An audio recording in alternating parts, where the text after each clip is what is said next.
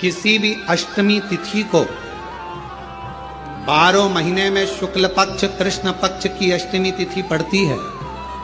यदि किसी भी अष्टमी तिथि को अगर किसी ने नियम बनाया 5 अष्टमी का, 8 अष्टमी का, 7 अष्टमी का, एक कनेर का पुष्प शिवजी के शिवलिंग को समर्पित करना, अशोक सुंदरी के स्पर्श करना, और जो जलाधारी होती है, जैसे ये शिवलिंग है, ये जलाधारी है, तो पहले शिवलिंग पर स्पर्श, फिर अशोक सुंदरी का स्पर्श, फिर जलाधारी पर कनेर का पुष्प शिव जी की ओर मुख कर कर, अर्थात जैसे मानो ये कनेर का पुष्प है, तो ऐसा शिवलिंग का स्पर्श करते हुए जलाधारी पर जो समर्पित करता है, भगवान शंकर उसके मन की कामना को पूर्ण जरूर करते हैं। एक कनेर का विवाह नहीं हो रहा, हम तो टेंशन में पड़ गए, लड़की 28 साल 30 साल का लड़का हो गया, विवाह नहीं हो रहा। कुछ मत करो, अष्टमी तिथि आए तो अशोक सुंदरी वाली जो जगह है वहां पर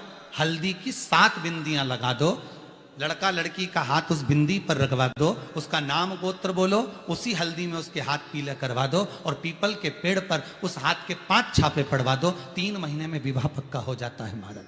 किसी भी अष्टमी पर एक बेलपत्र, 3 अष्टमी पत्र, आप कभी दिल से, कभी मौका मिले हृदय से अशोक सुंदरी वाली जगह का स्पर्श कर कर भगवान शंकर के शिवलिंग पर एक बार समर्पित कर कर देखना, और दूसरे वर्ष इंतजार करना कि तुम अष्टमी के दिन बाबा को शमी पत्र और बेलपत्र दिया था, क्या बाबा ने तेरे घर में धन और वैभव दिया कि नहीं दिया। जो स्थिति में गाड़ी चल रही थी वो स्थिति की गाड़ी तेरी पार हुई कि ना हुई। जिस व्यक्ति की नौकरी नहीं लगती, सर्विस नहीं लगती, हर जगह पर अप्लाई कर रहा है, बार बार इंटरव्यू देने जा रहा है, लगातार उसको अगर सफलता प्राप्ति नहीं हो रही है तो धतूरा ढूंढो। धतूरा कहीं बाजार में नहीं मिलेगा, किसी वृक्ष से धतूरा तोड़ लिया, कुछ मत चढ़ा, तू शंकर जी के मंदिर में जाकर तेरा नाम और गोत्र बोल और शिव जी को धतूरा चढ़ाना चालू कर दे, और बाबा से विनती कर, धतूरा चढ़ाना चालू कर। अब धतूरा कोई बहुत कीमती होता है क्या? बहुत पैसे का मिलेगा क्या? कहीं पे भी मिल जाएगा। धतूरा तोड़ और चढ़ा शंकर जी को। रोज नियम बना ले कि एक धतूरा मैं शंकर जी को चढ़ाऊंगा, प्रतिदिन चढ़ाऊंगा, शिव जी से जाकर निवेदन करूंगा प्रतिदिन। शंकर जी की प्रिय वस्तु में धतूरा, बेलपत्र आदि कादि की तो है, क्या है? चढ़ा रोज एक धतूरा, फिर वही धतूरा जिसके यहां तू इंटरव्यू देने जा रहा है उसी के सिर पे चढ़ गया, जो तूने शिव जी के चढ़ाया वही धतूरा वहां चढ़ा है, तू क्यों चिंता करता? शिव जी की 5 बेटियों में एक बेटी श्यामली बारी, नाम बोलो आप लोग, श्यामली बारी। एक ऐसा नाम है ये महाराज, मान लो कर्जा बढ़ गया है, 5 लाख 7 लाख 3 लाख 4 लाख 2 लाख, कोई भी थोड़ा सा भी कर्जा अगर मस्तक पर है, माथे पर है, तो शिव जी की श्यामली बारी नाम की जो कन्या है, बेटी है,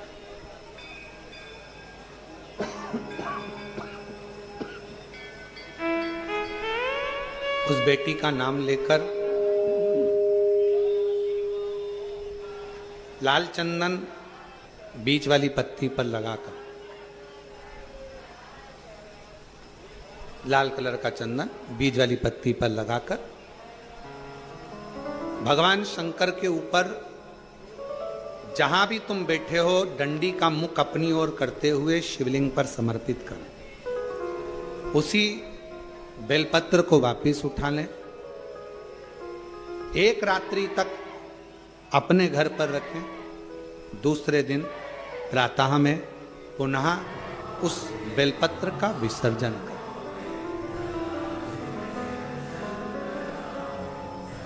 विसर्जन करते समय आपके ऊपर कितना कर्जा है, कितना कर्जा आपके ऊपर है, उसका स्मरण करते हुए, शिव जी से विनय करते हुए, और अपनी मेहनत को 4 गुना करो, अपने कार्य को बढ़ाओ।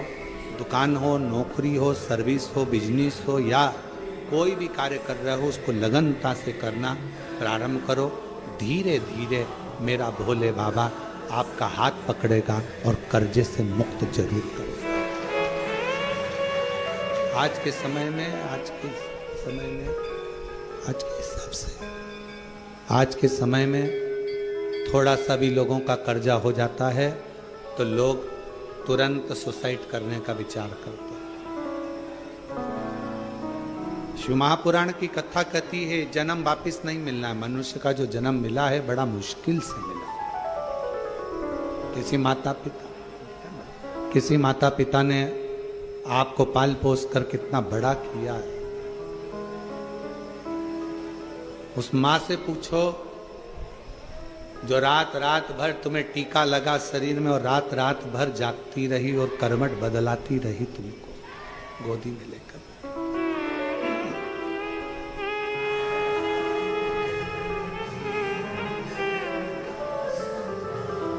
एकदम कैसे विचार करना।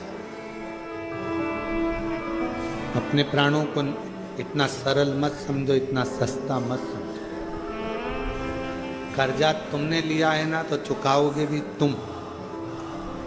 मेहनत भी तुमको करना है, परिश्रम भी तुमको करना। बस अपने मन को मजबूत बनाना कि मेरा कुबेरेश्वर बाबा, उसको कुबेर भंडारी कहते हैं। जब सबका भंडार भर सकता है तो मैं थोड़ा इंतजार करूंगी, मेरा भी भंडार भरेगा और कर्जा जरूर भरेगा। थोड़ा देरी हो सकती है। कुबेरेश्वर धाम पर आने वाले शिव भक्तों से हम निवेदन करेंगे, आप उसके दरवाजे आते रहो, जाते रहो।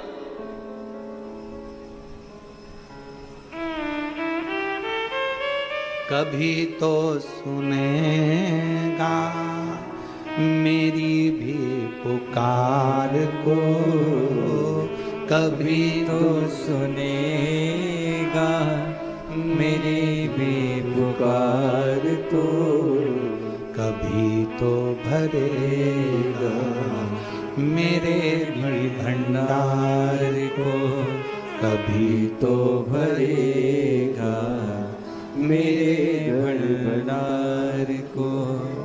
मेरा पिता है, मेरी माँ है, मेरा पिता है, मेरी माँ है, कभी तो सुनेगा मेरी पुकार, कभी तो सुनेगा मेरी पुकार।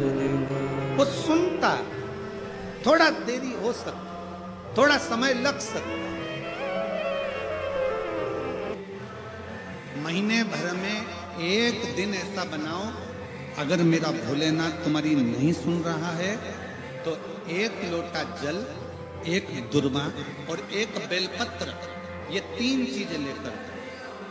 क्या क्या ले जाना है जम के बोलो जरा। 1 लोटा जल, 1 जम के दुर्वा और 1 बेलपत्र, 3 चीजें लेकर। और 3 चीजों को सबसे पहले जो लोटा भर के जल लेकर गए हो वो गणेश जी का स्थान जानते हो ना सब लोग। अशोक सुंदरी के पास में जो गणेश जी का स्थान है, जैसे ये जलाधारी है, ये शिवलिंग है, बीच में अशोक सुंदरी है, ये गणेश जी का।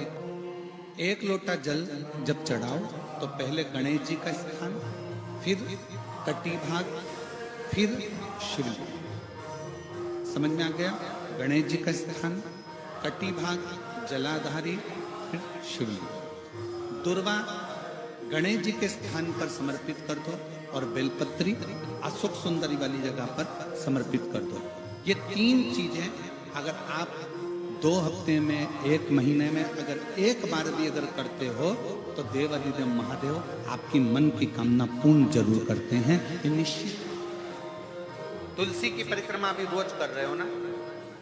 कई माताएं रोज प्रतिदिन तुलसी की परिक्रमा करती, निवेदन है खाली हाथ में, एक चावल का दाना अपने हाथ में रख लो, परिक्रमा कर लो, भले भले एक कण का मात्र, एक अन्न का दाना अपने हाथ में रख लो, परिक्रमा करो और छोड़ दो। नहीं है, पानी का लोटा हाथ में रखो, परिक्रमा करो, छोड़ दो। तुम्हारे हाथ भरे हुए होना चाहिए। तो जिस देवता की तुम परिक्रमा कर रही हो, वो देवता तुम्हारे हाथों को हमेशा भरा हुआ रखता है, तुम्हारे घर को भरा हुआ।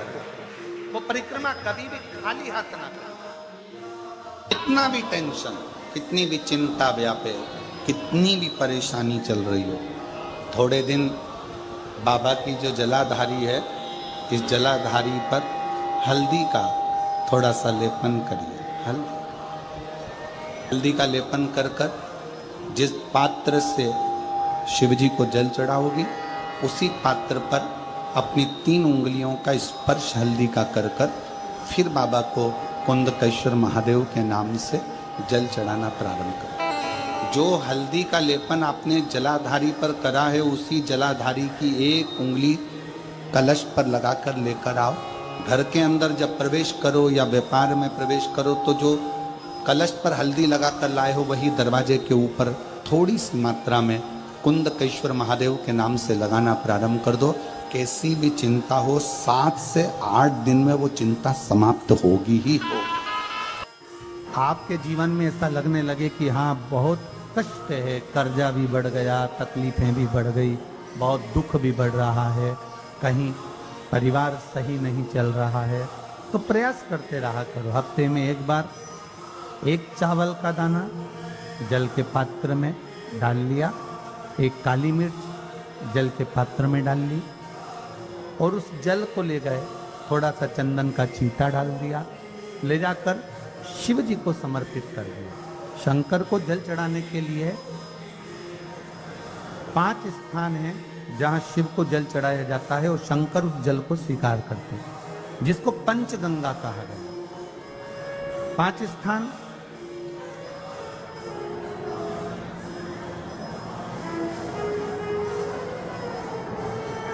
अच्छे से समझ लीजिएगा। जब भी शिव मंदिर में जाएं तो ये 5 स्थान शिव को जल चढ़ाने के लिए ये रखा है। शिवलिंग,